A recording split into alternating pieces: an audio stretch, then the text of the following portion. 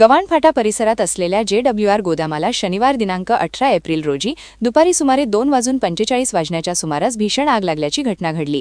या आगीचे नेमके कारण अद्याप स्पष्ट झालेले नाही। मिळालेल्या माहितीनुसार मालाची हाताळणी करणाऱ्या या गोदामात अचानक आग भडकली आणि काही वेळातच ज्वालांनी विक्राळ रूप धारण केले। आगीमुळे मोठ्या प्रमाणात धुराचे लोट उसळल्याने परिसरात भीतीचे वातावरण निर्माण झाले होते।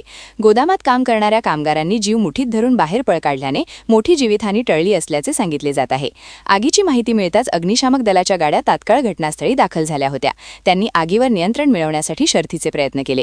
मात्र आग लागली त्या ठिकाणी त्यावेळी नेमके किती कामगार उपस्थित होते याची स्पष्ट माहिती अद्याप उपलब्ध झालेली नाही। दरम्यान हा परिसर देश-विदेशातील मालाची आयात निर्यात आणि साठवणूक करणाऱ्या गोदामांसाठी ओळखला जातो। मात्र अशा गोदामांमध्ये पुरेशी अग्निशमन यंत्रणा नसल्याने वारंवार आगीच्या घटना घडत असल्याचे समोर येत आहे। त्यामुळे सुरक्षा व्यवस्थेबाबत गंभीर प्रश्नचिन्ह निर्माण झाले आहे। वादळवारा लाईव्हसाठी अनंत नारंगीकर, उरण।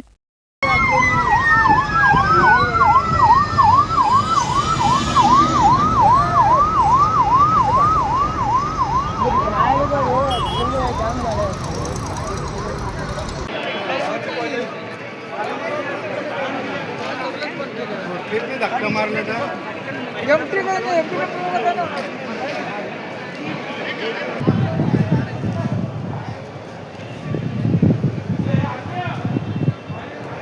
तिकडे नाही कुठं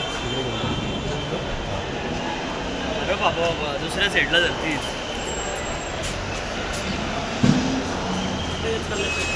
इकडे काय